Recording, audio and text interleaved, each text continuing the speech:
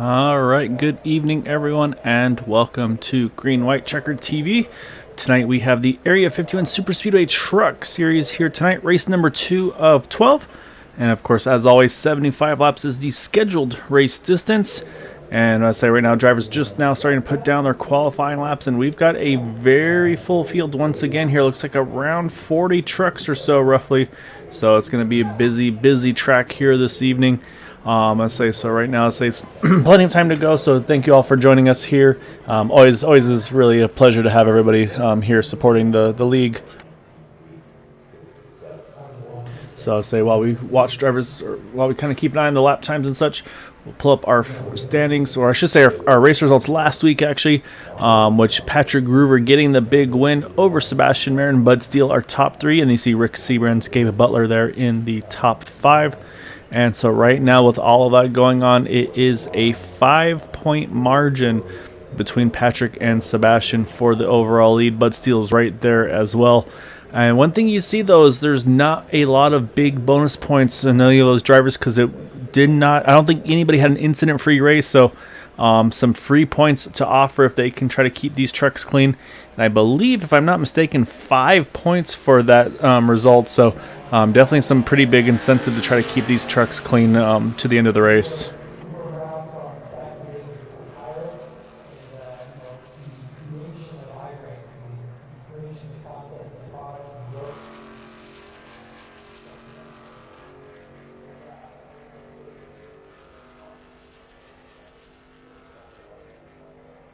So I'll say rolling solo this evening. Say unfortunately, my Thursday partner in crime, usually Brendan Webb, a little under the weather.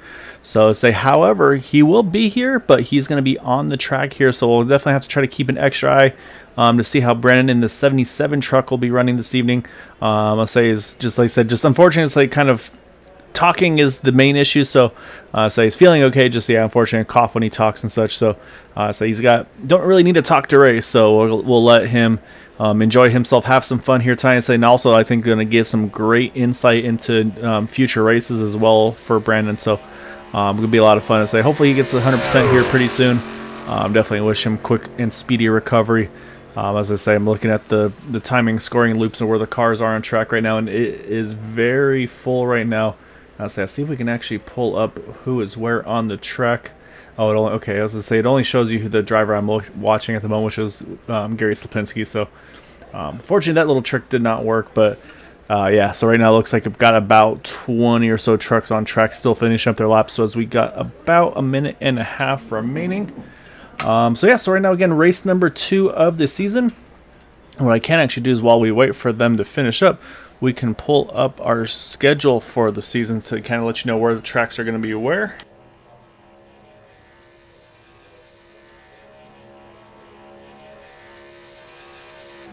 So obviously tonight, Daytona. Next week, back to Talladega Super Speedway. And then next following week, in February 3rd, iRacing Super Speedway coming back to the ginormous 230-plus mile-an-hour oval.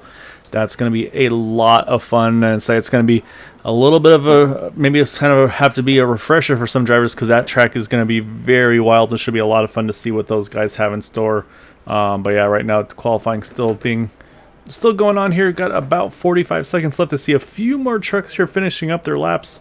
That's everybody trying to make that last big dig to the finish here. So we'll keep an eye on one of those trucks that's coming around the turns 3 and 4 right now. You see him just peeking into the picture. That's going to be that one truck of Gabe Butler. We'll see where he moves up in the standing orders after him getting his 2 laps in here.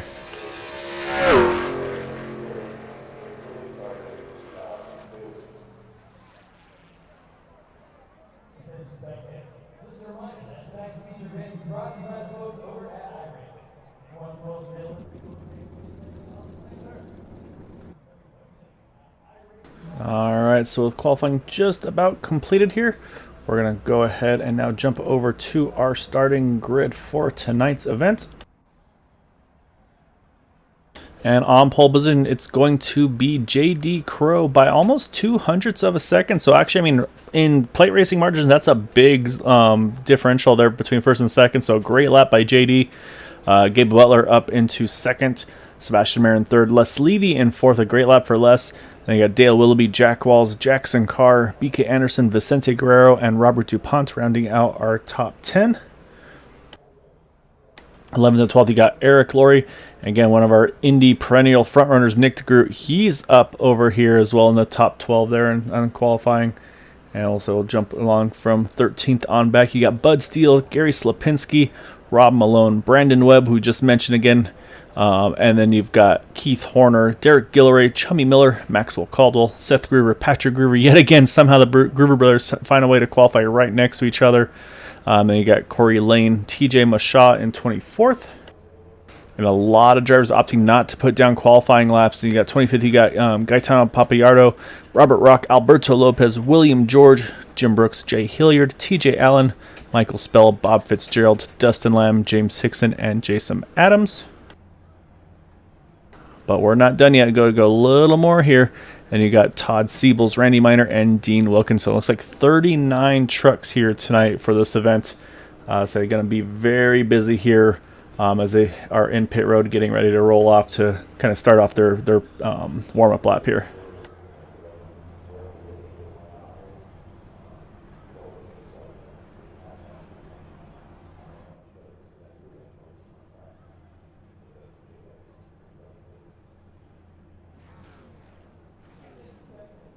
Yeah, so it probably got lost in the mail, Muff. I say it's a very popular item that's been selling out pretty quickly. So probably word spread that you had one heading to your location, and so yeah, probably someone's able to jump on that one and snag it from the mailbox from you, unfortunately. So I'll see if I can work any connections to get it to you sooner. But yeah,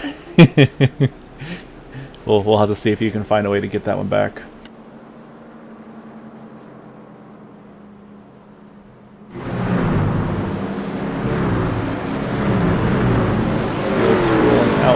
To the track.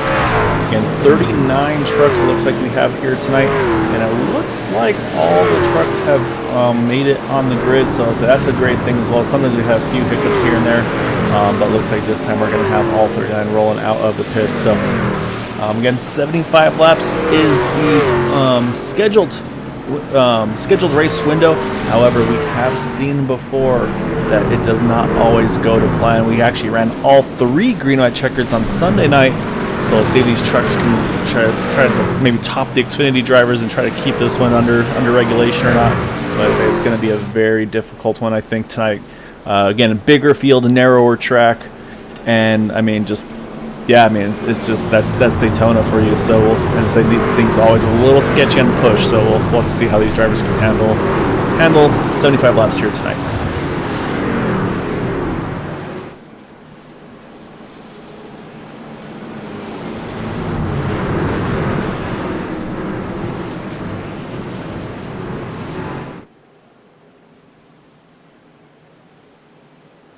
Alright, though that being said, the pace car, I should say, just about to duck off onto pit road. That's going to hand it over to JD Crow, our pole sitter for tonight. Again, it's Daytona, so green flag is going to come up much sooner, as you see already down and away. Again, 75 laps is our scheduled race distance, and a great start from that inside row. Looks like a great push there from Sebastian Mayer. No surprise there, as it looks like that's going to easily shove that 5 truck comfortably into the lead as they head into turn number 1 for the first time.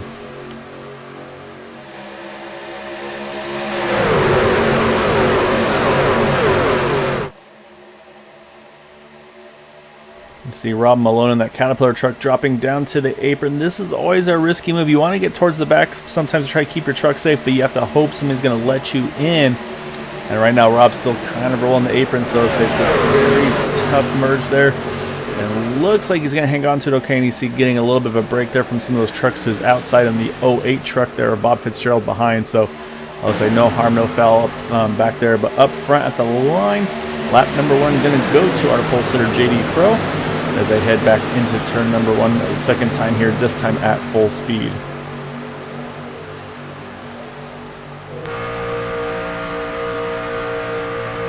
can see out the back, things kind of spreading out further down the field, a lot of single file.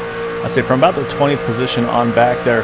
But I say, as always, you see the inside line great through the turns, but then you get big momentum pushes down the back stretch.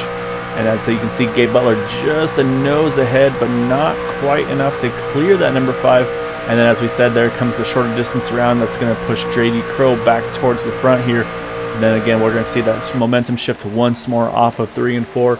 And I say this could be an opportunity for that one truck to try to snag a lap lead here at the line. But right now, Sebastian Marin just doing a masterful job shoving that number 5 truck right now and keeping him in front so far these first 2 laps.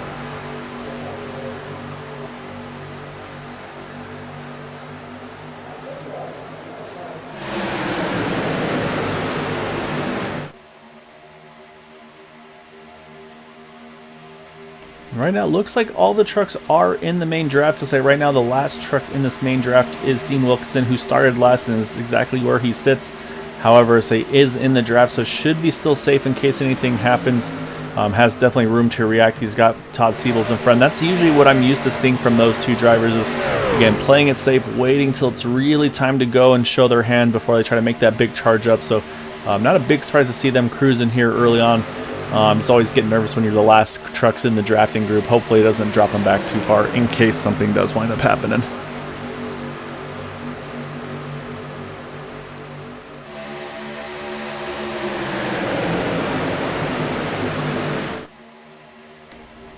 So right now you can see again pretty much the whole top 10, top 15 pretty much right where they started here running that 2x2.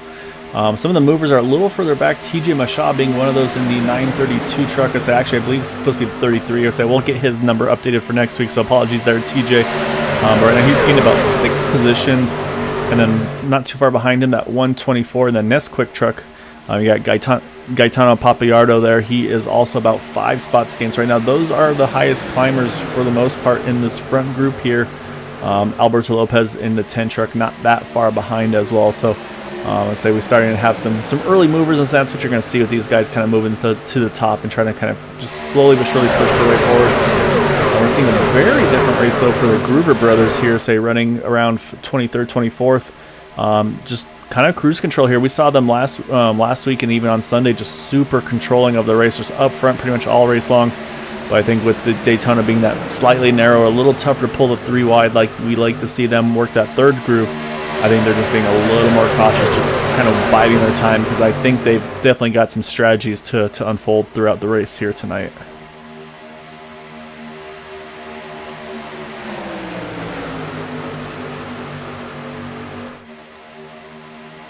And we got to find our Brandon Webb there. There he is in the number 77 Homestar truck. Right now, I got kind of a couple of my broadcast buddies here all lined up together. There you got Brandon Webb in the 77, and last season had Maxwell Caldwell in the 94 right behind him. So maybe they'll kind of work together if they get the opportunity here tonight. That or maybe we'll get some commentators competition between the 2 of them, who can finish the highest of the 2 of them. So we'll have to keep an eye on those guys as the run goes on as well here.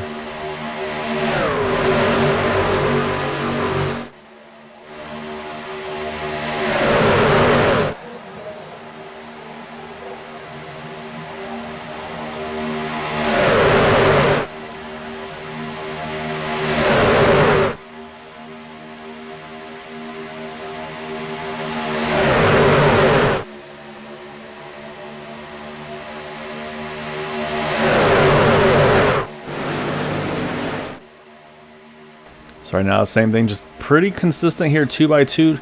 I'd say not a lot of big moves as of yet, but again, still very early here. So not a big surprise. These guys not going too crazy as of this point.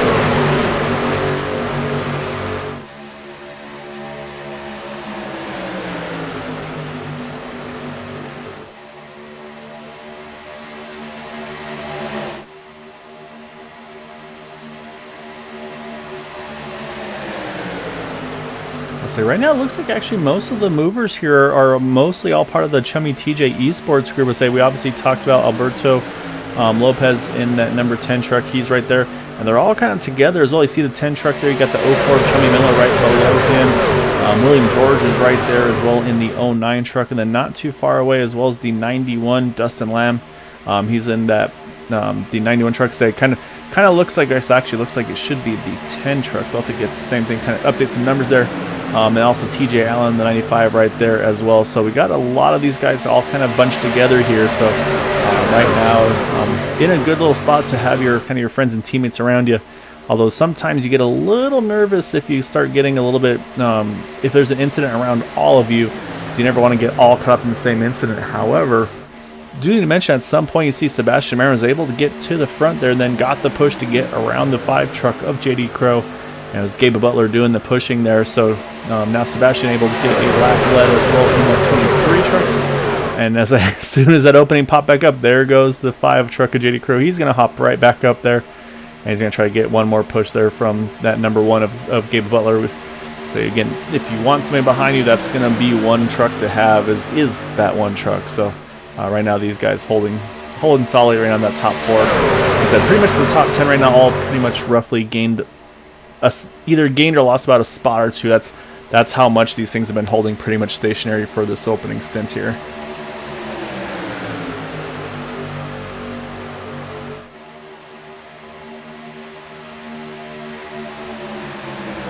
So I also got to give a shout out to that 89 of Nick DeGroot. So again, one of our perennial IndyCar front runners. They're running the Tuesday series with Area 51, and then Wednesdays on with Dark Horse as well with the DW12. So he's a beast behind the wheel of those open wheel cars. But he wanted to give it a try last week, and so he came back just tell us how much fun he had. And he's like, yeah, I want to do this some more. So I'm glad to see Nick back in here having some more fun with these trucks. I'll say probably a nice way to kind of just try something a little different, and then just have some fun with it. So yeah, so pretty cool to see Nick up here having some fun dicing it up here early on.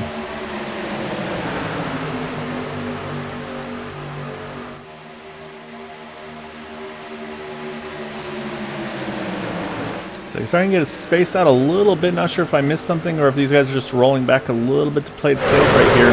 But you can see though Patrick Gruber is falling back a decent bit from William George here. And we also have another separate gap here, and that's Robert Rock as well, off of those guys a little bit behind as well. He's not too far from catching them all right back up here, but say something must have happened to kind of separate those trucks just that little bit.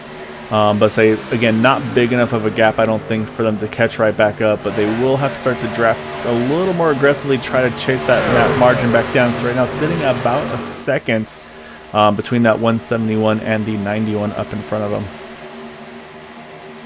The same thing goes here back with James Hixson in a 12 truck.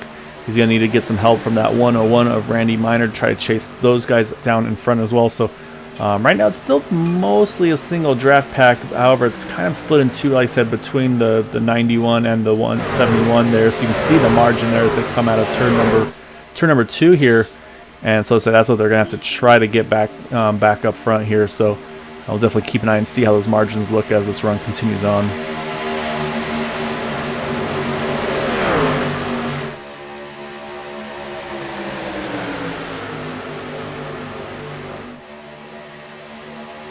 Actually, I think something may have had to do with TJ Allen. Notice he's dropped all the way off the lead pack here. Unfortunately, kind of stuck out on his own right now without a draft at all. So whatever happened to TJ, this is really going to hurt him, as obviously losing the draft completely. And it looks like Robert Rock has pretty much gotten back up to that group. You can see he's definitely close enough now. But now that kind of the same situation here is this group back here with Bob Fitzgerald.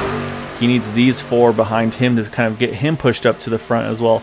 That way they can try to get these 38 trucks back onto the lead pack right now. So again, still pretty early on. We're on lap 13 of 75. About 10 more laps or so roughly until I think we see our first set of pit stops.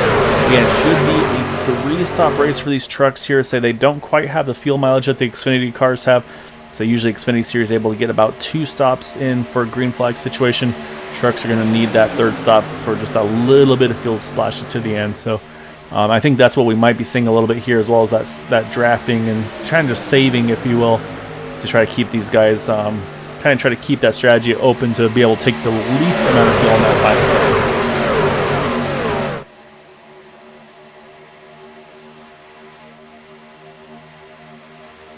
You can see that second group now starting to try to get pretty well organized there. We see Eric Laurie there down on the apron. But you see right there, the 89 gave him room, able to get back up on track. And that's kind of the danger at times, is to kind of when you get the right push at the right time or the wrong time. It's like sometimes stuff happens. Actually, as I said, the yellow is out towards the back, it looks like. And I think Corey Lane involved in the 910 car truck. I think I also saw Bob Fitzgerald. Yep, there he is in the 08 as well. And may have just been a little bit of aggressive pushing to try to catch that lead pack once more. So we'll go back, we'll take a look. So I think it may have started off around Corey Lane. Let's go back, let's take a look to see what brought out this first yellow here. Because I don't see anything too, I don't know, we see the 08 dropping to the inside here. Oh no, it's way up front already. So something happened further up. So let's go back here a little more. Let's rewind it a little further here, see exactly where this all kicked off. So it looks like actually a little further even up from them. So I think just a little bit of a checkup possibly. So we'll, I think it was around Alberto Lopez. I say obviously missed something that happened at that point, because you can already see he's kind of dropped down to the apron, and at that point it's just kind of that accordion effect that you'll see from time to time. So you see he caught the apron, then actually starts to wash up about a groove or so. And oh, it looks like actually Jim Brooks getting into the back of Corey Lane, and then Michael Spell getting a piece as well there. And that's, I think, what really started to set this off. So it's going to give Jim a little bit of nose damage to his truck. But then what happens here is as Corey's trying to hang on to that truck, it's just, when you go between the flat and the banking and the flat, it just puts you in a really tough spot there. Great job by Robert Rock, able to sneak by. But then you see, oh, just way too much speed behind there. Robert looked like everything was good, but he unfortunately gets driven in from behind there by a couple of trucks, and that's just one of those things that's you're gonna learn that over time, kind of to be able to kind of look a little bit beyond maybe the trucks in front of you. Sometimes that does happen. It just depends on when and where the yellow gets thrown. So unfortunately, numerous trucks caught up in this one. But we'll jump back live here though, because pit stops has just completed. And it looks like pretty much everybody opted to go ahead and take some tires and fuel. However, probably trying to steal a little bit of extra TV time. Is that number 77 of Brandon Webb? I think maybe actually may have missed his pit stall, may have just driven straight on through. So I suspect we'll probably see him duck in this next time around. And also maybe a strategy just to try to have be able to pit the second time and not worry about any penalties as well. So I suspect you'll see the 77 hit pit road, showing that he did not pit there. So right now, pretty much the whole field they're pitting under this yellow. And also some drivers with some longer pit stops. So say Jim Brooks had about a 25-second stop again, I think, to get some nose damage repaired. You can see the right rear there a little bit banged up as well. And I think we're seeing the same with Corey Lane here, trying to get damages taken care of. TJ Allen as well. And then you got James Hixson, Bob Fitzgerald. I think a few of these drivers may have had to take a tow, but as they're starting to roll off now as well. Robert Rock back out on track as well. 30-second pit stop for him. So definitely some damage repairs being done to some of these trucks here.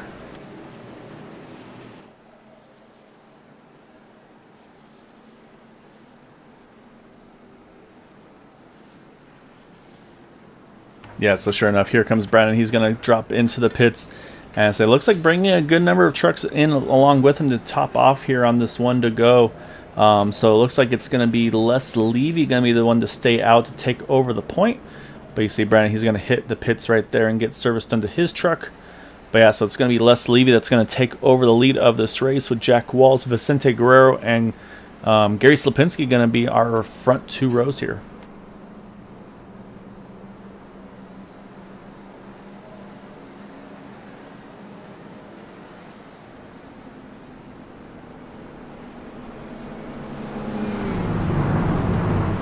And you see on the bottom the kind of the pit stop timing and scoring. So what you're seeing is the overall pit time on the left, and then the pit stop time on the right side. So you can see some drivers there, the groovers right there. You can see them, and towards the back there, 8.4, 10.5 second pit stops, 15.3 for Michael Spell, 10.8 for Rob Malone. So just kind of showing some of the numbers there with those guys towards the background, all topping off here.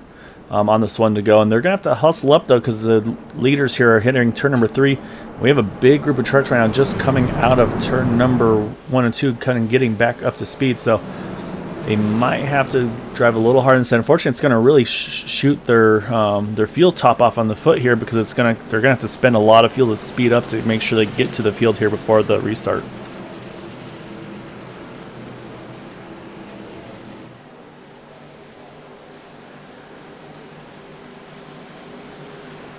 So it's going to be Les Levy leading that front row, Jack Walsh to his outside, As I mentioned, you got Vicente Guerrero, Gary Slapinski, then BK Anderson, Robert DuPont in row number 3. As you see, they are down and away, starting lap number 18 here at the line. So still a long ways to go, still 2 stops left to go in this race. And so far, it looks pretty well organized. As I don't see too much trouble in the back there. Unfortunately, I think one driver that's going to be in possibly a tight spot is going to be Robert Rock, though, is off on his own in that 171 truck.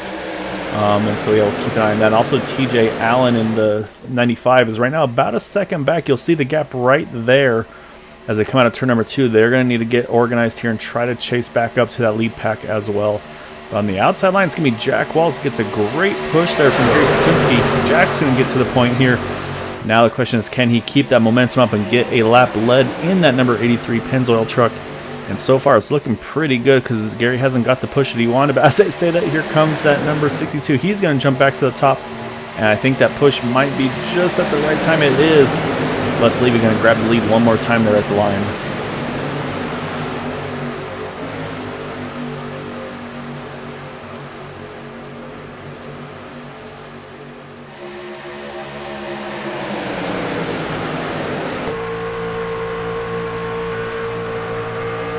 It looks like might be a short-lived lead though for Les, because Gary getting a great push from Robert DuPont and is easily going to clear him entering turn number 3. We'll see what the strategy is though. Right now Gary's opting to kind of stay in that middle groove, stay with his pusher. I say it may not be a bad decision there, because it seems like that outside line, as soon as you dropped inside, the momentum shifts once more. However, you can see through the turn once more, Les Levy able to gain a bunch of time there through 1 and 2, or 3 and 4, I'm sorry. But at the line, it looks like Gary Sapinski going to lead that lap in that number 78 truck. As again, field pretty much all 2x2 here, getting a little tight towards a couple rows back there with Vicente Guerrero. It looks like they're able to separate themselves just a little bit, give themselves a little more breathing room.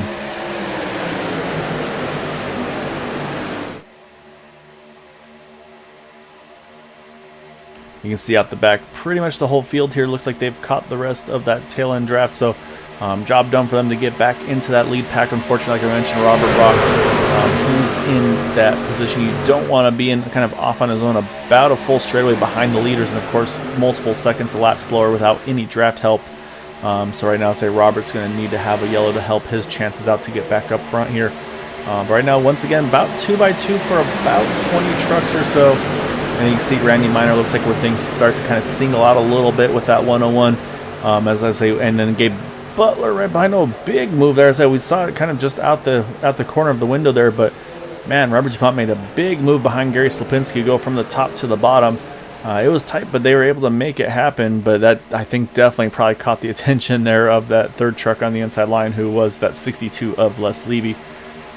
But with all that shaking ground now, that's allowed now Jackson Carr to get to that outside line. He's going to lead that second groove. And he's got Bud Steele behind him. Bud actually pushed our winner last week to the win, so that 6 truck may not be a bad person to have in your rear view mirror here.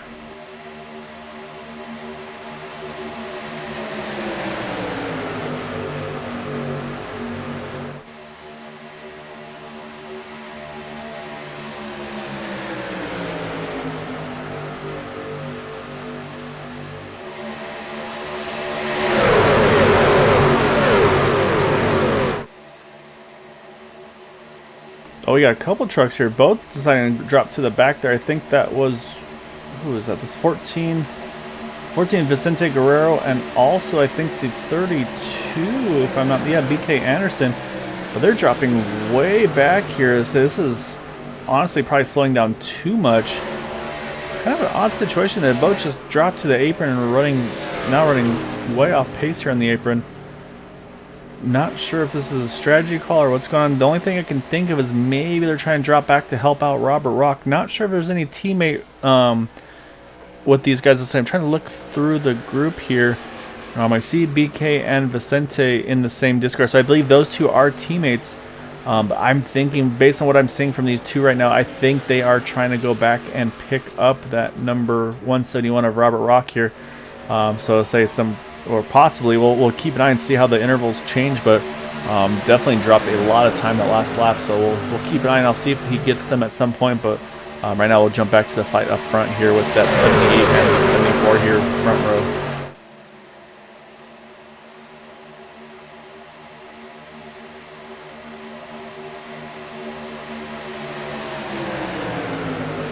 for our broadcaster updates. We have the 77 Brandon Webb kind of running single file here a little bit towards the back of the field. Right now sitting in 25th.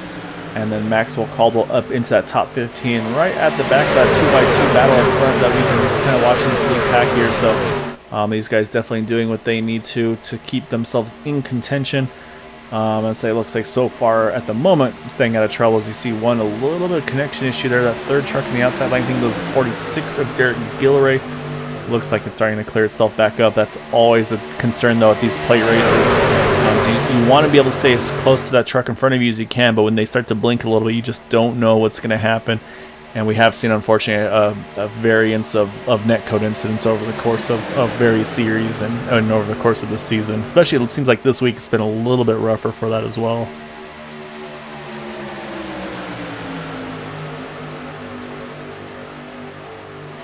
And yeah, I'm not sure, but yeah, Vicente and BK, they've picked the pace back up here. And saying they've definitely picked up more speed than Robert Rock. So say it's not to pick up Robert like I thought it could have been. Unfortunately for Robert's sake, but they have dropped a lot of time here, unfortunately, with that. But you see up front, though, the 74 was able to get to the inside. Now it's Bud Steele who's going to do the same, as now Bud Steele's going to try to see if he can get a lap lead in that number 6 machine. So we saw last time some trucks jump to the top, and right, a big move there for Gary Sliplinski, and I think Jackson saw it coming as well. As soon as he had the opportunity, he jumps back up top, and sure enough, going to prevent Bud from getting that lap lead in that 6 truck, unfortunately. It's twice we've seen that move, just that late move off of turn number 4 to jump to that top side, and it works very well there.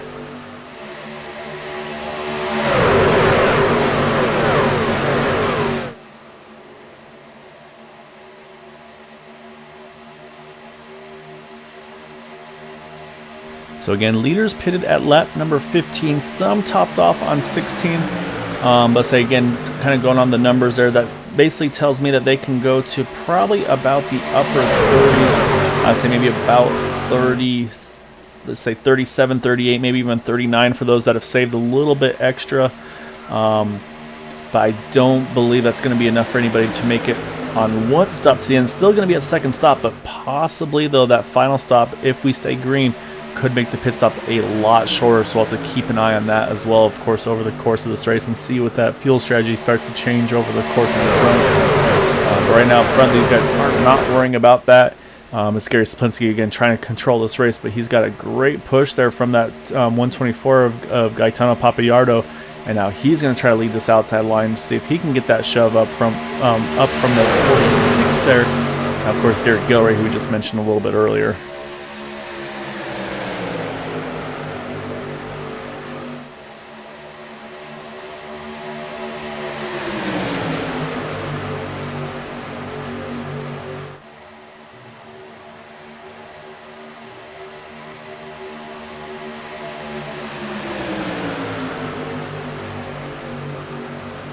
So once again, though, there's definitely some strategy afoot, I believe, here, because you see Patrick Seth Groover once again. They've kind of dropped off the back of this lead pack, and I don't think it's due to any issues. I think this is strategy off of these two trucks here. Maybe just not wanting to be as aggressive this time around, just try to keep their trucks clean. But the concern now is, though, again, I'm watching the distance between themselves and Jim Brooks, and it's grown to about 1.4 seconds. So right now they're just about to get out of reach of that 51's draft here, so we'll see if they can close back in. But yeah, a little confused by the strategy here, but I'm not going to doubt these guys because they've been monsters throughout the course of the season. And saying they might see some of the battling up front there and just kind of think to themselves, you know what, I see something happening here, let's just back it down for a little bit. So right now, though, say they're still holding down in the 30s right now, but again, still lots of time left to go there.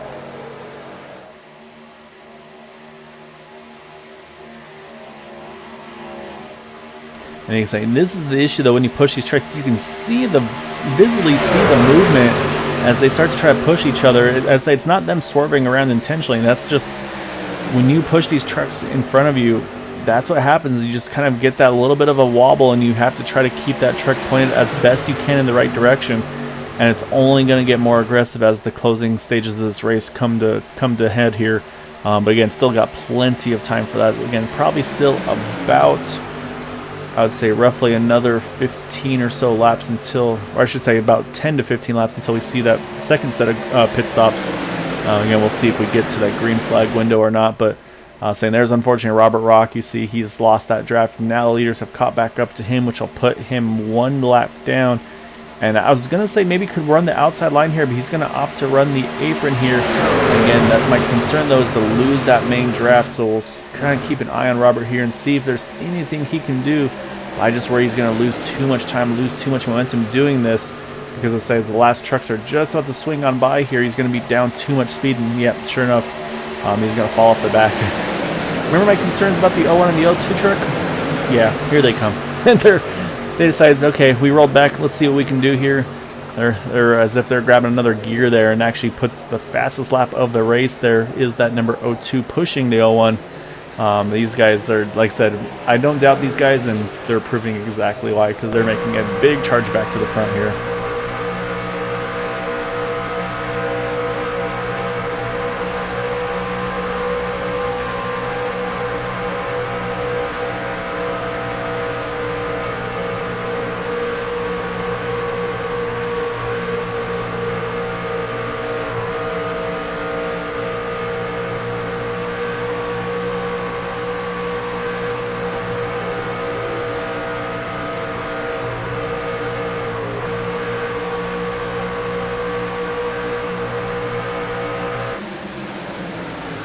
So yeah, so again, they were in the 30s about 2 laps ago. Now already in the top 20, working their way towards the top 15. I'll say the question now is, do they kind of just stay content and just roll there, or are they going to try to work that third line out? Looks like they're just going to go ahead and cruise control here back in that second groove. Oh, as I say, the close little move there between the 02. They're trying to squeeze in front of TJ Mashaw, and now the 01 able to duck back in line as well. So they decided, okay, we made that big charge up. Now we're going to drop it down a little bit. And curious to see, I think these would be the ones to point at to watch, okay, what is their pit strategy going to be? I think they would be some drivers to kind of try to go off sequence here. Because again, right now, still 33 of 75, so still got over 40 laps to go. But maybe this race gets split where they maybe pit now, and then they make that final pit stop in the middle. So that is a strategy you can do. I just don't know if the pace of the two by themselves, even though they're great pushers, can they make enough speed on their own compared to the rest of the field if they do that strategy? Or this is just me conjecturing, so I'll say there's never any guarantees of what strategies are going to be, but always do enjoy seeing some drivers kind of go off strategy and try to make something happen.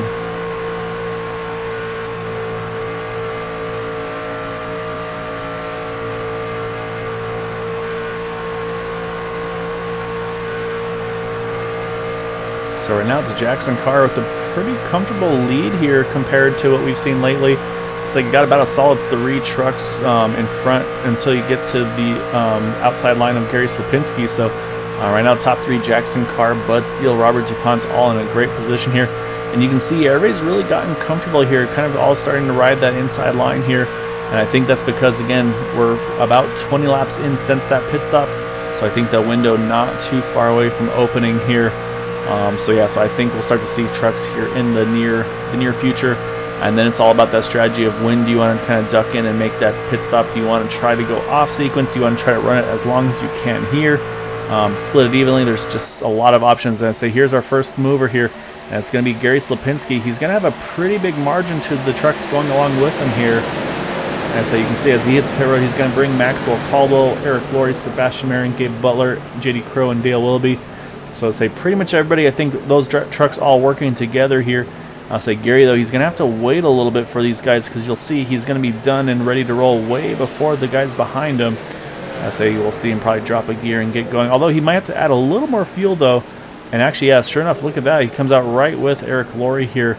So actually, maybe all that, we talked about how hard they were having to drive, maybe cost him a little bit of fuel. See a little drift there from Gabe Butler coming out of the pits. But these guys are going to now try to get organized here and get back up to speed as quick as possible. So now we'll see, do we see any reaction to any of those drivers? And it's going to be Jack Walls, and Jack Walls alone? Nope, he's going to have some help here. He's going to have Jason Adams, Jim Brooks, Michael Spell. Oh, Jim Brooks catches the inside wall pretty solidly there, unfortunately. That's going to really hurt the track. Actually, I think just to add and make measures worse, they're actually caught the pit cone as well. So I think he's going to have a unsafe pit entry. So unfortunately, Jim's night's going to go from the earlier damage to worse there. So we'll have to keep an eye on him. But I think we'll see most likely a long pit stop out of that 51 truck, unfortunately.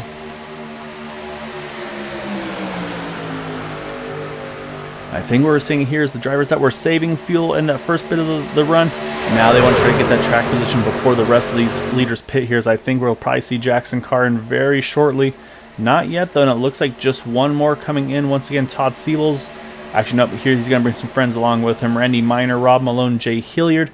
So it looks like the TW Motorsports crew all coming in together. And yeah, sure enough, do need to mention Jim's still sitting on pit road. So indeed, a speeding penalty for him. But right now, still continues to be Jackson Carr leading the way. But again, I think that final stop, or I should say the next stop, scheduled stop for these guys, very, very soon to happen. Then it's going to be all about kind of where everybody lines up with one another, kind of see who had the in and out laps to try to get that track position.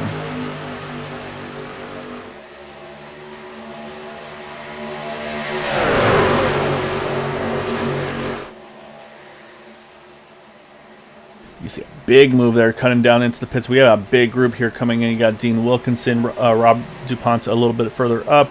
And then you see the 46. You got all the TJ Chummy Esports guys coming in together. Brandon Webb is in that mix as well. This is where they got to start to separate themselves a little bit. It's like that checkup back and forth has really cost a lot of time. You got to try to be organized there. And so now you're going to get them all to hit their pit road. And that's going to leave now about 8 trucks left to pit. And so you can see the front 5 right here, and then the 3 behind.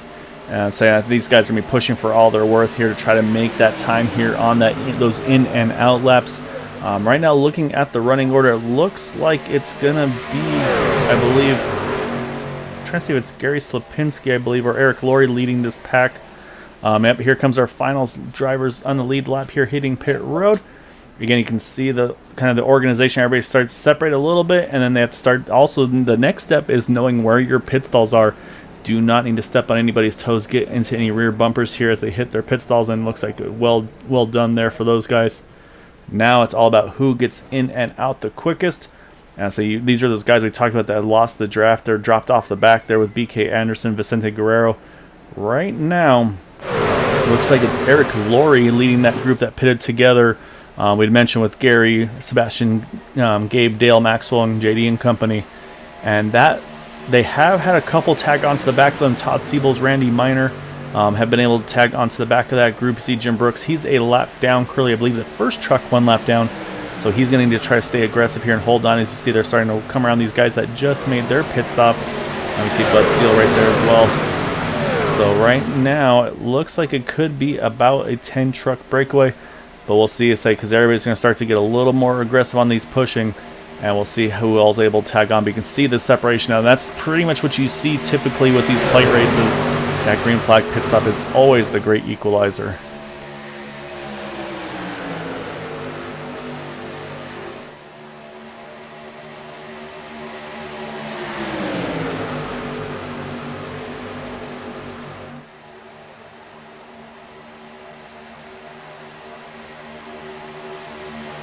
Alright, so as everybody gets caught up here, looks like right now 11 trucks in this lead pack. Right now the last one is Dean Wilkinson right there. You see him tagged onto the back. However, I think we're going to get another group here. Looks like we'll probably get to about 19 trucks. Because you see you got Gaetano Papayardo. He's kind of in the mix between kind of right in the edge of catching this draft. But he's going to have some pretty solid help here right behind him shortly with Jackson Carr, Bud Steele and company. Which I think is going to bring us all the way to 19 trucks back on this lead pack here. So, however, that group further back, from 20th on back here with Michael Spell, you got Jason Adams, Jay Hilliard, Jack Walls, Alberto Lopez and company. These guys are about 6 seconds off, and unfortunately the time is going the wrong way. So these guys are probably going to have to bank on a yellow to have a chance to get back up into this lead pack here, unfortunately.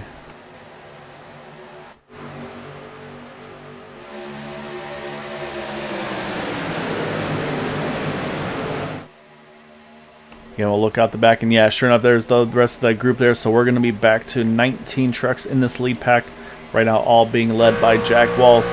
And saying this is teamwork. This is what we're used to seeing here. These guys are all lockstep with one another here. And saying I don't think we'll see too many big moves at this point from the top 7 trucks here. Eric Laurie, Gary Slipinski, Sebastian Marin, Gabe Butler, Dale Willoughby, Maxwell Caldwell, JD Crow. I believe these trucks all kind of working in unison here tonight. I think we'll see some moves most likely when that second pack starts to try to work that outside line to kind of creep up into this lead pack once more. Then you'll see someone decide, hey, you know what? I want to try to lead that outside line and get back to the front here if I can. So we'll have to keep an eye and wait and see. But right now, everybody holding pretty nice and solid here in this lead group right now. As you can see, it looks like Jackson Carr, he's opted to get back to the outside line. He and Bud Steele have been a very potent duo there working together. And that's what they're trying to do once more here, trying to work that second groove.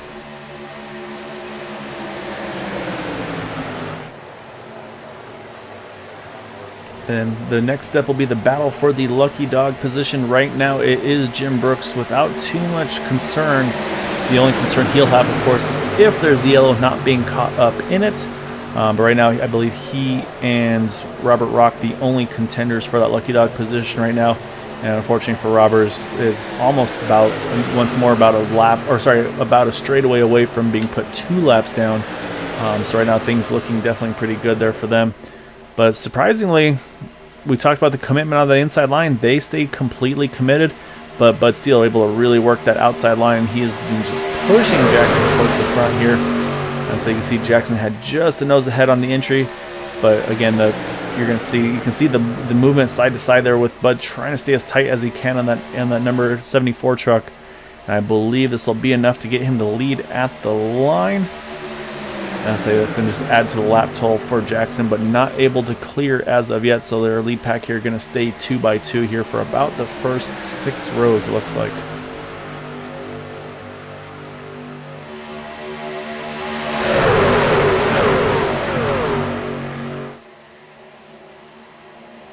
We'll do here while we have a moment. Let's run through the field as best we can. So right now you got Jackson Carr, kind of between Jackson Carr, Eric Laurie leading this race here. Both of them gaining a good number of spots here over the course of this race. Then you got Gary Slipinski right there, that second in line on the inside. Next to him, Bud Steele in the 6 truck on the outside line. And then row number 3, you've got Sebastian Marin there in 5th. And Dean Wilkinson right there in the 55 sitting in about the 6th position. But got to mention for Dean right now, 33 positions gained here tonight as they run so far. So a great job by him. So you got Gabe Butler there in 7th. Robert DuPont sitting in the 8th spot. Then you got Dale Willoughby in 9th. Keith Horner in the 10th spot. Our IndyCar expert there, Nick DeGroot in the 11th. And then we got Randy Miner in the 101 truck in 12th. And then it starts to single out a little bit. You got Maxwell Caldwell there, 13th. JD Crow in 14th. And right on time there for the tunnel take, Todd Siebel's fan.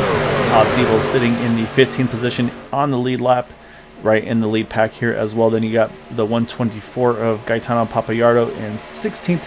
TJ Mashaw, in 17th. Then you got the Gruber brothers, Patrick and Seth in 18th and in 19th position. So right now those are our top 19 trucks here that are currently in this lead pack. I'll switch to 20th on back, being led by Alberto Lopez in 20th. Behind him, you got Derek Gilleray in the 46 truck, Jay Hilliard in 22nd, Michael Spell 23rd, Jason Adams, the 24 truck in 24th. Didn't plan that, I promise. Jack Walls in 25th position, and Brandon Webb in 26th, and then Les Levy in 27th position right now. That's the second group of trucks. And then go a little further back here, and you can see pretty much you got the TJ Chummy Esports guys working together here, I think trying to catch back up here, and they are. I'm watching the interval. It is starting to go the right way. You've got Dustin Lamb there. You've got William George right behind him. And you got TJ Allen and Chummy Miller here in 30th and 31st. And then the last 2 on the lead lap right now, you got BK Anderson in that 32 truck, Vicente Guerrero in the 14 truck in 33rd, and then on the trucks 1 or more lap down, there's Jim Brooks right here in the 34th position there, and then in 35th is actually now Rob Malone, I apologize, And Rob is going to be one trying to get into that lucky dog position there to get around Jim Brooks. And then Robert Rock is the other truck that is currently 1 lap down as well. So right now 3 trucks, 1 down, and those are 36 trucks still running in this race.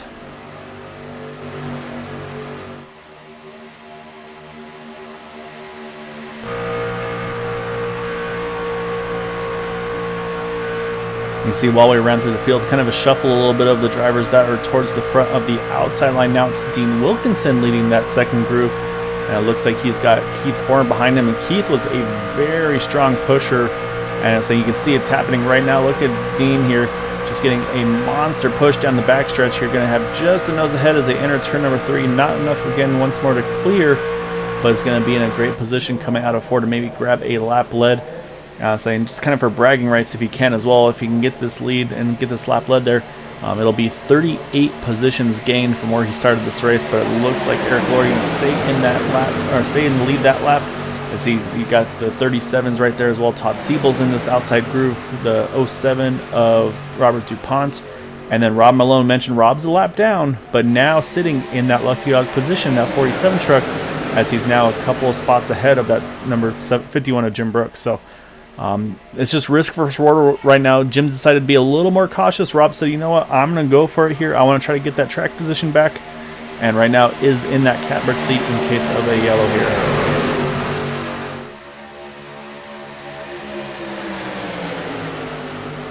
And then on the pit stop strategy side of things here, we're about to start lap number 50, which is going to leave us 26 laps to go to the scheduled distance of the race.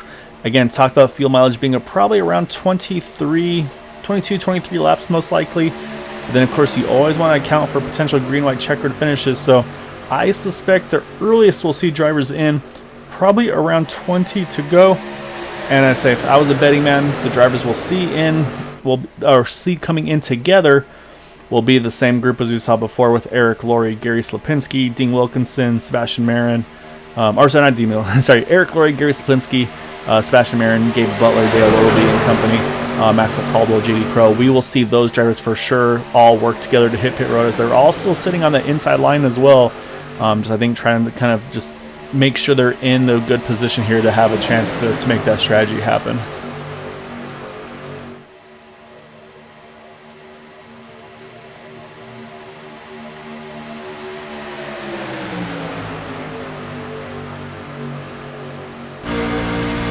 On board here with Keith Horn as we watch him just try to push Dean Wilkinson for all he's worth, get him around that 071 of Eric Laurie.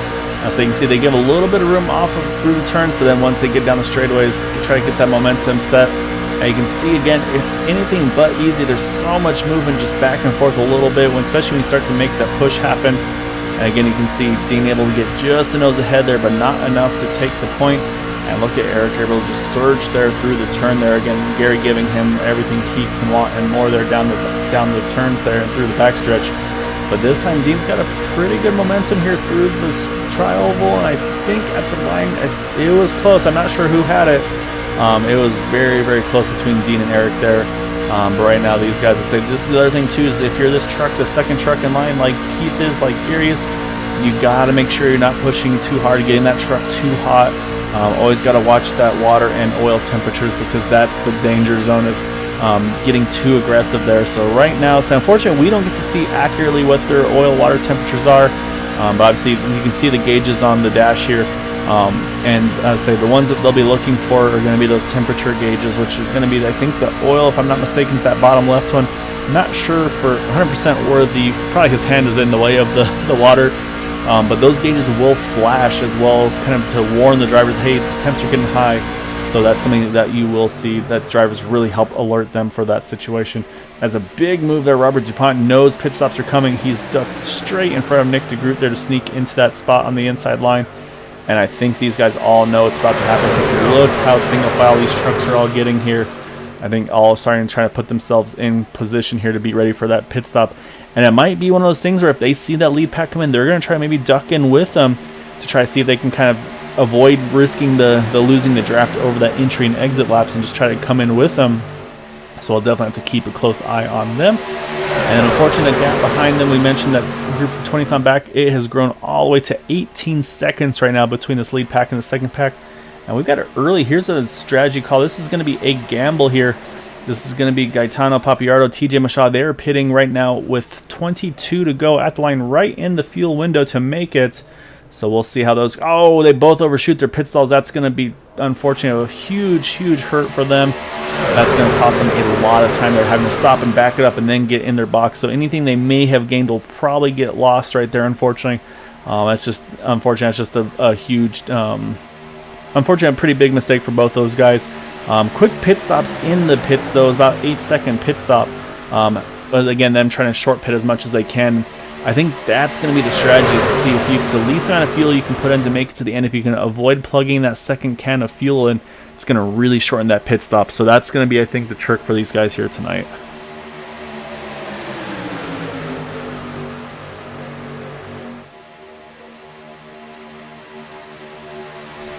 So I'll say right now we are at 21 to go. So like I said, I think this time by will be when that window opens, where we see the drivers have the opportunity to make that scheduled pit stop to go to the distance, and then even have a little bit of margin for green, white, checkered. Obviously, if you're in the outside line right now, like the 55, the 37, you're kind of hoping these guys short pit, because you want to be able to get straight to the bottom here as soon as they all duck in. So that's going to be, I think, the gamble for Dean and Keith and Todd here, is once this lead pack pits, they're going to drop to the inside and push for all they're worth. And here they come, and this is exactly what we thought we'd see. And we've got a big group of trucks here. You can see, yeah, we got some other trucks kind of joining in the party, but a great job so far. Everybody's spreading out, giving room. And it looks like no contact on the entry, so hats off to all the drivers here to get the first step done. Next is, of course, hitting their pit stalls there. You can see some drivers kind of going through the stalls to make sure they don't have contact with one another. So now it's going to put, like we just talked about, it's going to put Dean Wilkinson to the lead with Keith Horner, Todd Siebels, Robert DuPont, and Nick DeGroot. Bud Steele just a little bit off here. Hopefully can catch back onto them. But these guys, now the question is, do they react or do they go a little longer? I think the best bet here is to jump in now as soon as that window is open. And so we'll see what they do here as they make their way through 3 and 4. And yeah, sure enough, here they all come together. You can see everybody starting to fan out, try to give each other some space to make it in. You said Rob Malone took the very wide entry there to make sure no contact, and it looks like nice, calm entry for everybody here. Looking at some of the... Dean Wilkinson, his pit stall is just so early, he completely overshoots it as well. We saw now another driver have that happen to him, and that's the risk of not qualifying. Oh, you can see the one thing, Robert Rock, he got contact by Bud Steele. Unfortunately, it's just the entry and exits, and I don't know if Bud's made his pit stall or not. He might be overshooting it a little bit. Nope, he's down and away as I say that. So now it's all about who has the momentum, who has the lead. And right now, looks like it's going to be Gabe Butler and Maxwell Caldwell, the quickest in and out of the pits. And the question is, do they have enough momentum to get around Keith Horner, who is the first truck out of pit road here? So we'll look out the back of that number 37 Kellogg's Cornflakes truck. Great pit stop for Keith here, and I think might even be too good of a pit stop here, as he's building him speed, but does not have any drafting help to help him kind of build that momentum up quicker, but will be able to hold on to this lead pack drag. That's here they come. As you can see now, 4 trucks lined up there, the 74 and the 01 able to get together as well. So that's going to put Gabe Butler now into the lead here.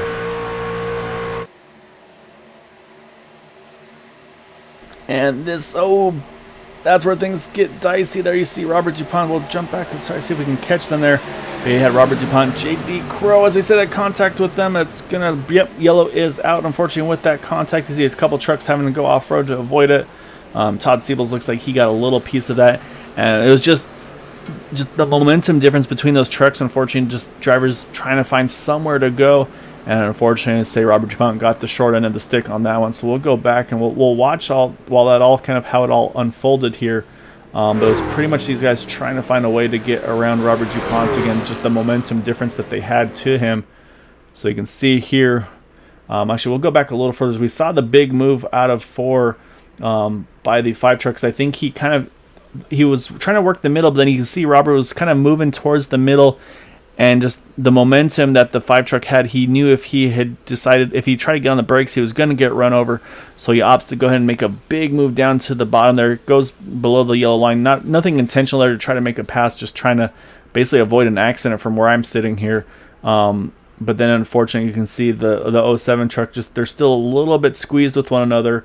And so once they come across the line here, you can see they're still trying to get a little bit organized, and I think it's just a little bit of door contact right there starts to unsettle Roberts, and then unfortunately he drifts up into TJ Mashaw, and that sends him across the nose of Dale Willoughby, as well as I know that's Nick DeGroot, and actually a little bit of a piece as well for the 02 there, in the 02 of, where'd he go? Seth Groover. And then, yeah, so unfortunately that's what brings out the yellow here, but it looks like it's going to be not harmless, but could have been a lot worse. And that's going to bring the field all back together here. However, do not expect to see a lot of pit stop strategy at this point. I think drivers, they got that track position. They're going to keep it. As we see Gabe Butler is leading the apron here parade down on the front stretch here, just trying to save every ounce of fuel that they can right now. But yeah, so I think we're going to probably see some pit stops here shortly. So I'm going to step away for just a moment while we're under yellow. Don't expect to see a lot of strategies here. So we'll step away, catch my breath, grab some water, and we'll be back here on the one to go.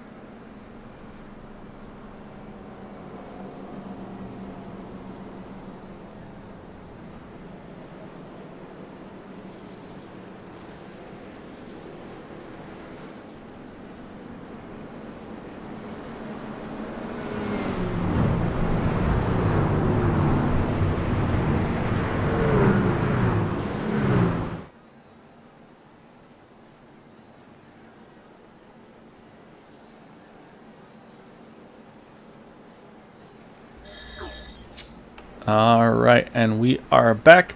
And while I was away, I picked up a friend in the booth, and that's going to be our IndyCar aficionado slash broadcaster on Sundays as well, but Matt Wagner. Matt, I say we were just talking about it a little bit ago. Say you got one of your partners in crime over here running these trucks now with Nick DeGroot. So yes, I'll say he had a lot of fun. I know you've enjoyed the super speedways as well, but say he seems like he's taken to it very quickly, having a lot of fun. Unfortunately, got a little piece of that accident, but he's, I believe, either got fast repair taken care of. Actually, it looks like just manual damage repairs to save that fast repair. So he's got to climb a long ways to the front here, but we're going to restart this thing with 14 to go. All the pit stops are done to the end, so at this point, it's going to be probably all bets are off, and it's going to be pretty aggressive here. Yeah, I was just looking at his car. He's got a little bit of front end damage, but hopefully he can keep up with the pack there. Yeah, you see, it looks like Gabe Butler going to go a little early, and yep, that's going to be bringing Maxwell Coulthard right behind him as he wants to get that friend and teammate to help him out as they're going to head back into turn number 1 as they build their speed back up. But I'm still going to watch that 74-37. They've been great pushers, but actually look at the momentum on that outside line. They got Patrick River getting pushed by the 124 of Daytona Papayardo, and they are moving right now, making a lot of speed down the back. Yeah, that is a hell of a push by there. Yeah, so he was able to get, you can see a big wiggler from that push there for a little moment, but not enough to clear the one. I think that's Maxwell getting a little more aggressive to make sure he can keep Gabe out in front, keep that clean air on the nose. But Gary Slipinski, he's peeking. He wants to see that third lane. He's ready to do it, and he's going to have some help. He's going to have Dale Willoughby. He's going to have the 5 truck as well of JD Crow. Eric Laurie's looking up there as well. So I think they've got themselves pretty well established here to try to work that third lane here. Yeah, look for that third lane. Nope, look for that third lane to start to come up here because they were trying to leave those 2 cars in the middle, as you would say, the sucker hole. Yeah, exactly right. So they just didn't have the momentum. So I say probably give them another lap. They'll try to build it back up and try once more. I think it's just all about making the right move at the right time. And yep, there goes Gary again, going to steal a little side dropped off that 124. And now he's going to get right alongside that Nesquik truck. So you can see again, Dale will be going right with him as well. And so far, they haven't fallen back too much yet, but we've seen that last time they got close and then they started to drop back off. So we'll see if they can get that momentum they're looking for this time by. Yeah, if they can get enough trucks up, looks like about 4 trucks up there. No. Yeah, I think down to the middle lane now. Yeah, say right now, I think right now not Keith Horner, JD Crow, he's kind of torn what he wants to do here. And now it looks like he's going to start to commit to that third lane. That's kind of the same for Eric Laurie. Like I said, these things start to get very narrow through the turns when you start to get that third lane going. I say it's definitely not as forgiving as Talladega, but here comes a big push there. You can see Gary got just a nose, not enough to clear yet, but as I said, that contact. And the yellow is out. It was the 071 and the 5, but then behind him it is just a parking lot once more. You see a couple trucks trying to sneak on through here. Unfortunately, you see Nick DeGroot just squeezes between a truck and the wall there. But yeah, we are back under yellow, and we've got numerous. I mean, you look at this apron here, Matt. They're all trying to grab big gear and get back going again. That's going to put us back under yellow here. That is a weird situation with JD Crow there. Like all of a sudden, his car slowed down like so much and just went to the left. Yeah, so we'll take a look. I mean, unfortunately, not trying to bring up some bad memories for you, Matt, but you almost wonder maybe we've been seeing a lot of netcode issues over the course of this season. Wondering if maybe another netcode situation there for JD Crow here in the 5 truck. Trying to hunt. There he is. Maybe between JD Crow and Eric Laurie. So we'll watch here as they go into 3. So we'll get a good angle here. It just looks like it just snapped loose on him. You're right. Just like the truck you're right. Just something weird went on there. And they did wind up having contact. It wasn't netcode, but you're right, though. Just as if something happened to JD Crow. And then unfortunately from there, just everybody starts to stack up on behind. I'm watching the 45 here. Almost looks like everything's clear. Actually, I think Todd Siebel's he's going to get a little piece. He gets actually a big piece there in the left rear from Brennan Webb. Then behind him, though, like I said, it's a parking lot here. Everybody trying to get woe down. Of course, I'm running pretty much super slow-mo, Matt, so it looks worse than it is for some of these drivers kind of piling into the wreck. But, unfortunately, a handful of drivers getting caught up in this one. Don't even mention that word, netcode. Yeah, that's a 4-letter word right now. Oh, it's more like a trouble for me. As far as you guys watched the Area 51 IndyCar race, netcode was the big issue of that race, and I really hope that iRacing gets this sorted out.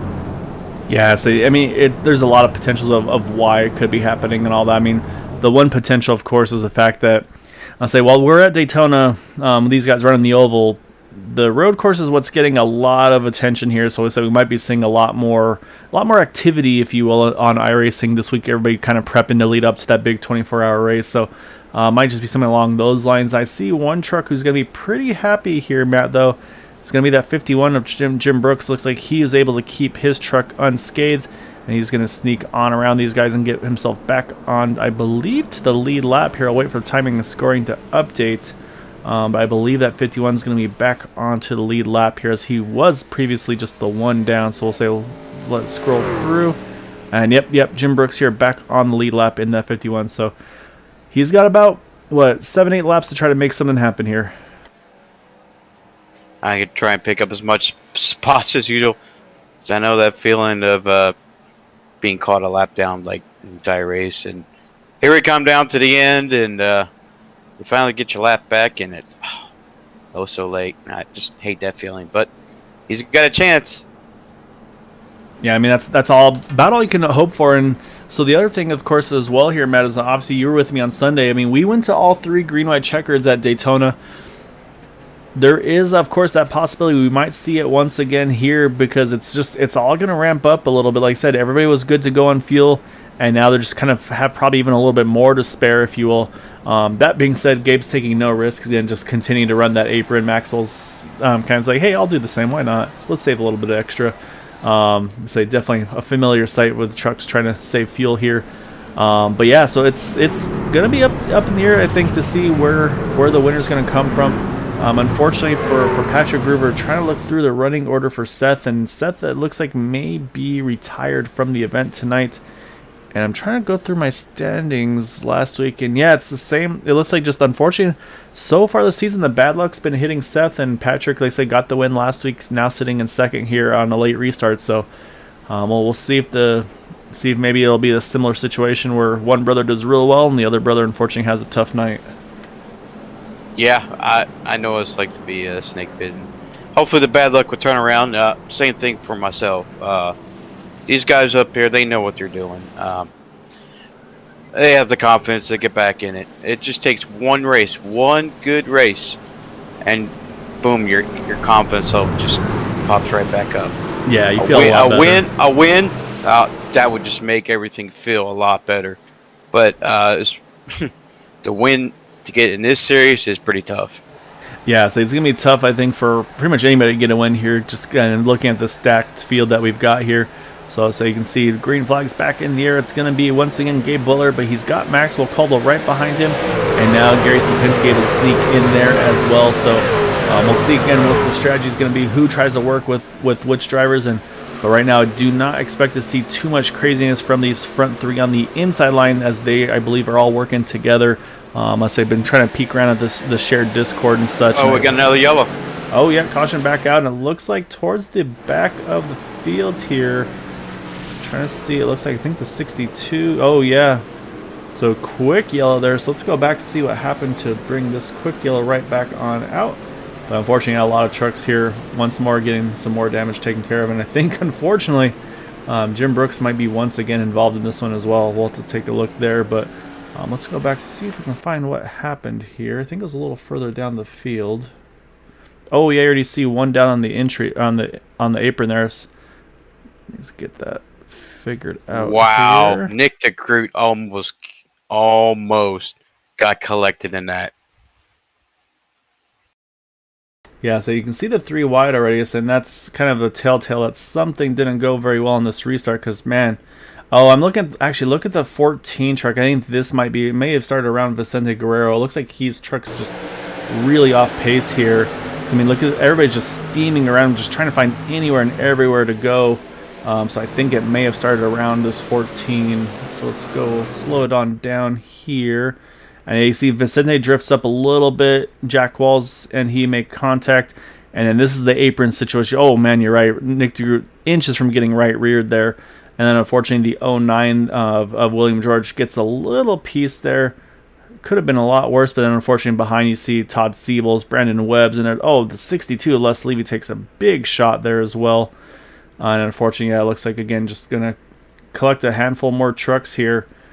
I'm trying to see who all else may have got snuck into this one. You see Jim Brooks, we started talking about him earlier, is on the brakes on the apron. And I think it showed he was involved, but I think it's just because he came to a complete stop.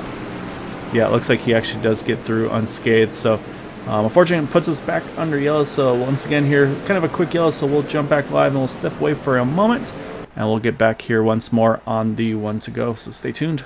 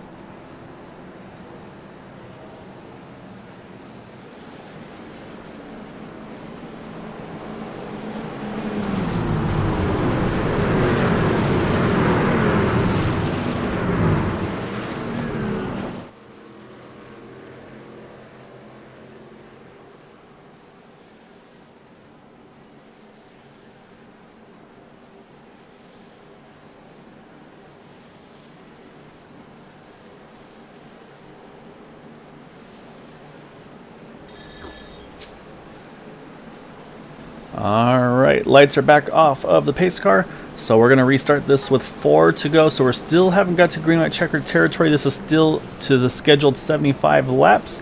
However, with a quick yellow like that, I think we see what's about to happen. Everybody's, again, kind of getting a little bit dicey. Even now, I mean, look at the pace lap. These guys are starting to stack up on each other, just trying to get lined up here for this restart. So I'd say the last yellow is more just kind of a driver was way off pace that maybe didn't realize how much damage he had. So I think that's what really kind of bottled everybody up. So I think everybody's kind of taken care of here now once again. But now it's going to be Gabe Butler on the inside, Maxwell Caldwell to his outside. But I think we're going to see probably a little bit of strategy here, see if these guys can get lined up once more.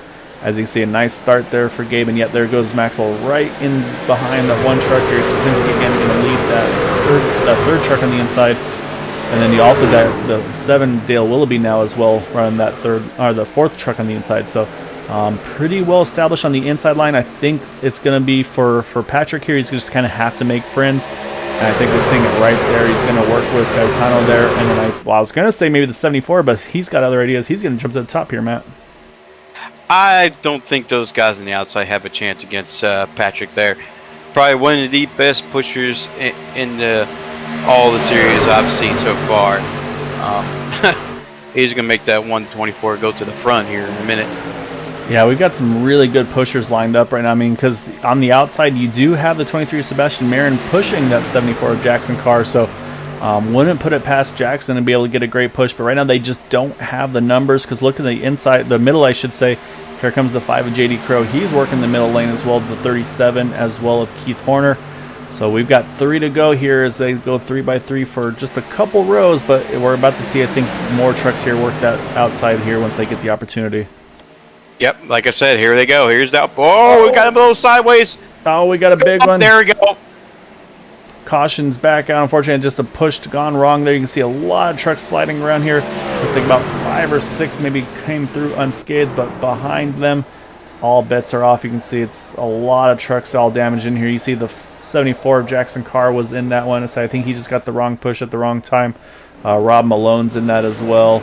You see some of these drivers just now trying to get rolling out of it as well. So let's go back once more. So now this does put us into green-white checkered territory.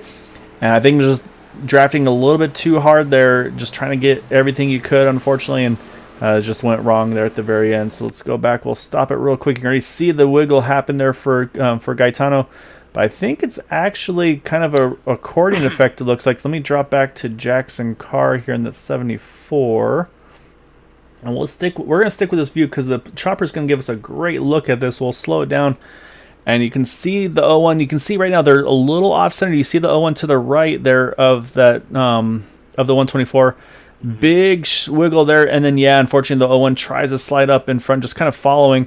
And unfortunately, just gets hooked involved there. And then from there, you can see just everything starts to collapse here. You see the 74 gets a little bit of a piece. 23 got a little bit. Oh, man, Rob Malone, he goes up almost goes up and over there.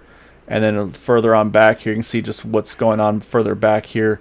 Everybody else just trying to figure out where to go to try to find a way to get through cleanly. And so, yeah, so unfortunately, that's what has brought out this most recent yellow now to bring us back into the green-white checker territory. Man, I feel bad, actually, because I feel like, remember that commentator's curse? Yeah, I'm sorry, Patrick. I apologize. That's the first time I brought somebody into the commentator's curse. You're still hell of a pusher, though. Still a great racer. Yeah, I mean, and that's honestly, I mean, play racing. It's the nature of the beast, especially come crunch time. So, what's going to happen now, though, is I'll say this will be the first attempt, Matt. So, as you well know, of course, if there's a yellow that comes back out, they will do it up to 2 more times afterwards before the white flag. However, if the caution comes out after or if there's an incident, I should say, after the white flag is out and the leaders are past it, then they will race it out to the finish. As you see, Robert Rock, actually, he looks like he's going to get himself back, I believe on the lead lap here.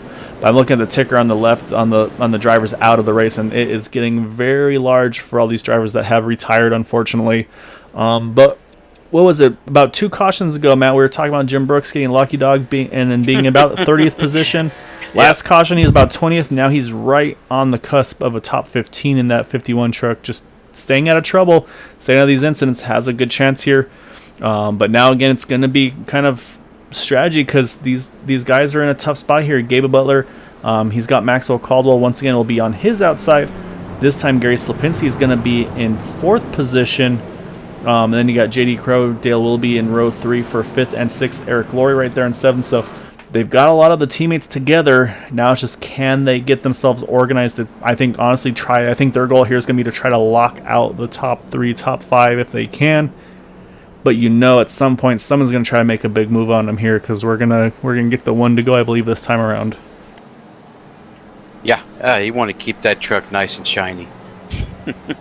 That's a nice paint job, by the way. Yeah, definitely some good paint schemes here tonight. So, so you see, and there's a little bit of damage to a couple of these trucks. The 124 has definitely got a little bit. Looks like right front nose damage, if I'm not mistaken, on Gaetano's car, or truck, I should say. Dale Willoughby's got a little bit as well on his 7 machine. So there are some trucks with a little bit of damage here, say front and rear for Dale. Of course, draft a great equalizer with these things, though. So we'll have to see which one's going to be the way to go here to try to put yourself in contention and get this win. Oh, there's another sneaky fellow, Nick DeGroot. He's up in the top 10. Nice run for him. Good job, Nick. Yeah, you're right, Nick, getting back up into the top 10 right now after having, I think having used that fast repair a little earlier, being involved in one of those incidents. Now he's right back into the thick of it here. So now it's just basically, like I said, I feel like everybody's good to go on field. We've had a couple of cautions before this green-white checkered window, and everybody pitted with about 20 to go. So I feel like fuel-wise, everybody should be pretty solid. I don't think we'll see any drivers risking run out coming out of 4 like we saw on Sunday. So We'll have to wait and see, but it's just now, it's going to be all about kind of who's able to organize the best and get that right push at the right time. As I said, we got a stack up, yeah. He got a little damage on the 78 right on the rear. Yeah, well, yeah, I think a little, according there, I say not sure if Maxwell checked up a little bit or what, but yeah, so a little bit of damage, a little more damage for the 7 as well. So it probably won't hurt Maxwell very much, but could affect Gary and I think Dale as well, give him a little bit more to have to deal with here.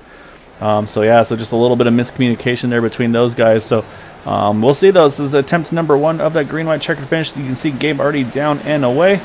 And actually this time the outside line not getting the restart that they needed, and that's going to allow Gaetano to stay in line with that 1 truck. This probably isn't what they were looking for to have on this restart here. Oh, they're going to leave them the outside, them two right together. Yeah, now, that's a good question. Does Gabe here jump to the top and maybe work with Maxwell, or does he feel like he needs to stay and protect that inside line? We'll see here, but right now everybody's staying pretty much locked up. Third line hasn't come yet, but it's only a matter of time until we see somebody jump that outside line here. And it looks like Nick DeGroot's thinking about it, but didn't have the help he wanted yet.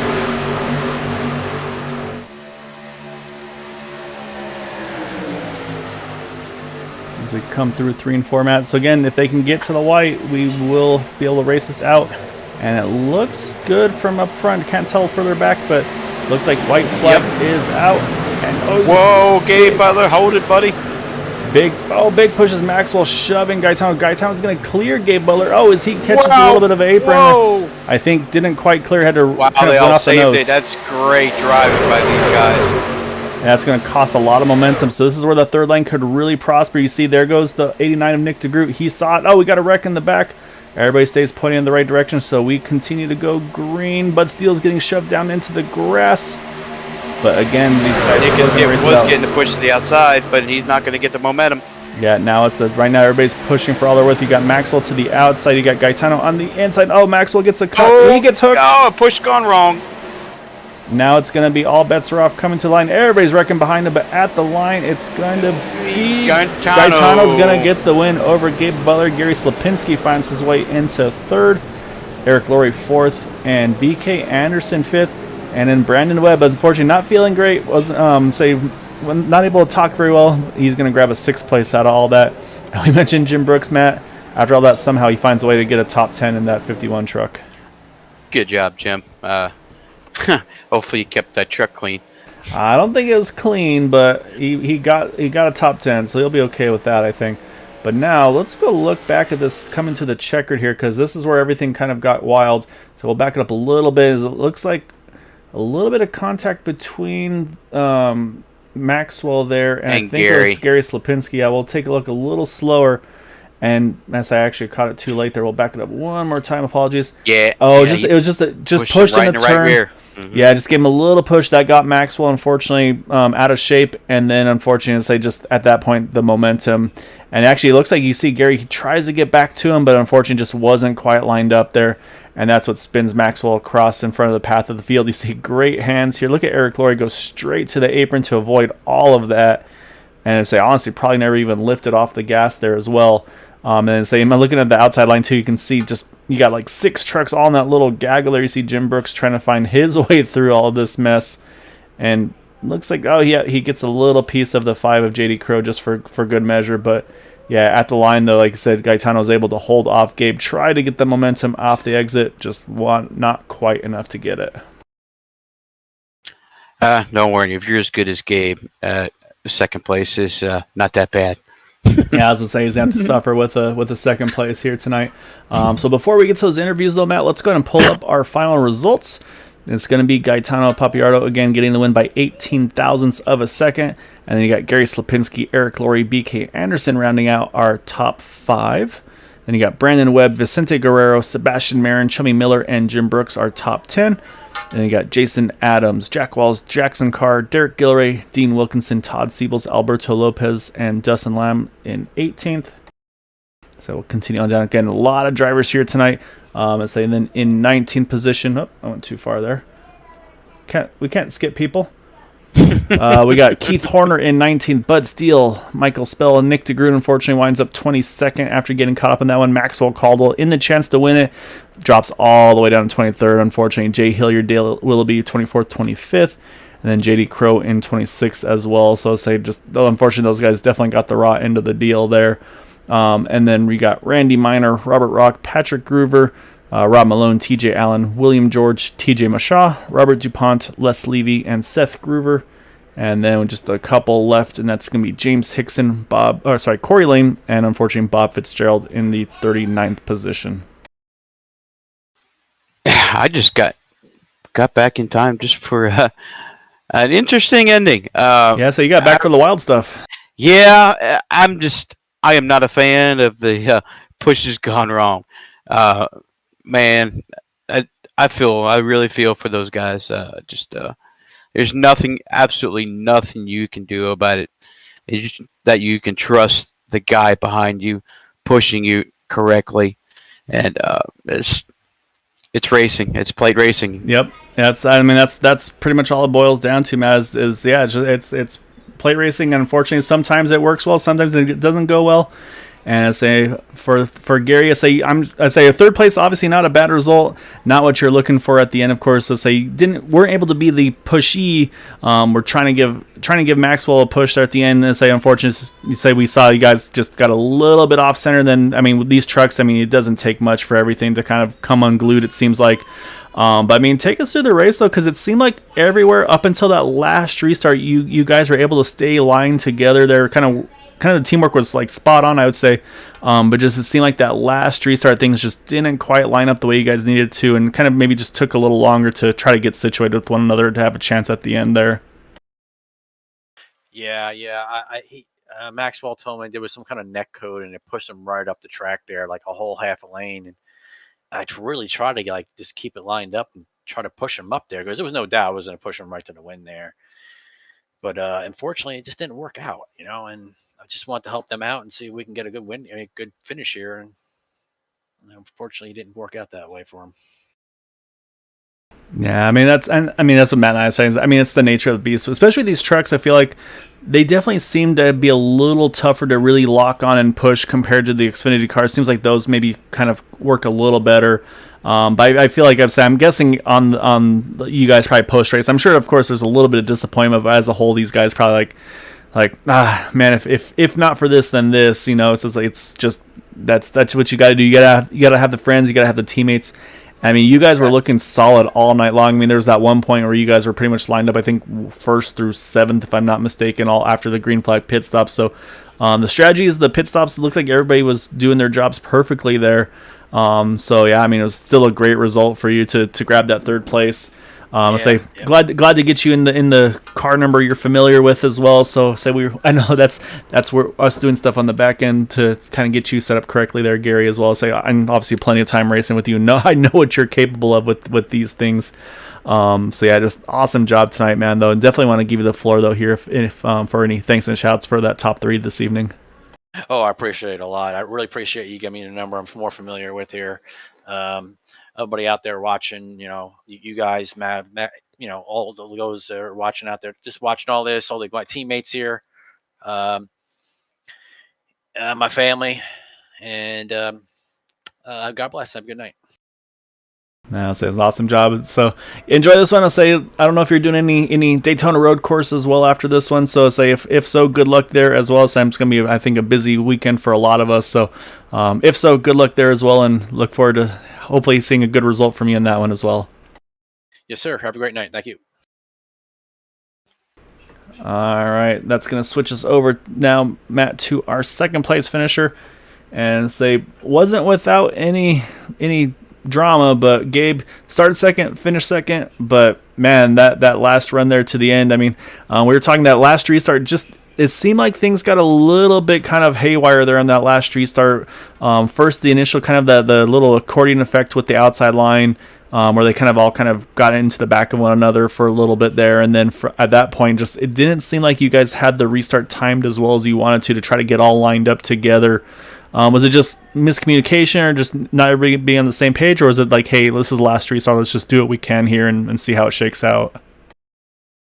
No, I thought we timed it all right. I'm going to try and attempt to pronounce his name. Is it Gaetano? Well, I'm gonna find out here in probably just a couple more minutes. So I've been saying Gaetano, so hope. Yeah, Well, okay, I'm gonna find out. We'll go with that.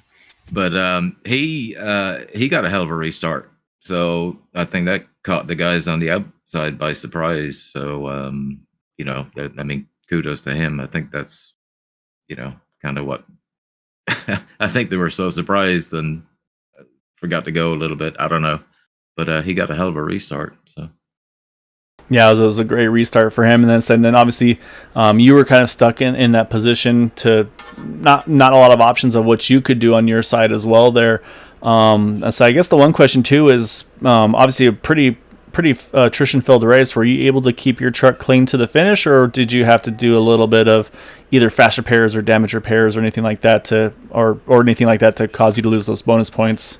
Yeah, I kind of got a Ghost 1X there. About, I don't know, maybe 9 or 10 laps ago. I can't even tell you where I got it from, but it was a 1X, so that's enough to put you out of the bonus points. So. Yeah, unfortunate, but I say the truck looking nice and clean. So I say you doing what you do best, and I say putting yourself in position. And I mean, I say you guys were all working extremely well together all night long there. So I mean, definitely, I say of course not getting the win. I'm sure you and at least someone on your team was hoping for. But yeah, still as always, I say it seems like you find yourself a way to be in contention at the end of these things all the time. So. Definitely hats off to you on that side, Gabe. And definitely, though, want to give you the floor here. Any thanks and shouts you'd like to give for that second place? Just shout out to the guys in the Discord room that we ran with tonight. It was fun. We were having a good time. Rex kind of took a few of them out, which is unfortunate. But we'll be back next week to enjoy it again. And appreciate yourself and Area 51 for all that you guys do. Great job once more, Gabe. I'll say enjoy this one and look forward to seeing you again next week, going after it one more time. All right, Gail. Thanks. Good job there, Gabe. Thank you, buddy. All right, that leaves us one driver left to chat with, Matt. And I love this. I love first-time winners, dude. Yeah, and it's a fun paint scheme too. I think that makes it even more enjoyable too. As we see, like I said, first time winner here tonight in that Nesquik Chips Ahoy paint scheme. And so we're gonna kick things off though. We gotta do some pronunciation verification because I'm sure I've been there, done that. So first name we're gonna double check. Is it Gaetano? Yes, that is it. All right. All right, so next step is going to be last name. Is it Papayardo or Papalardo? Papalardo. I was doing the Y of it, so I was close. I had half of it. That's pretty good. Impressive. But all right, man, you were probably one of the toughest places to be in on those restarts. I mean, you were again new to the league, new to the series, maybe haven't been able to get familiar with all the drivers here.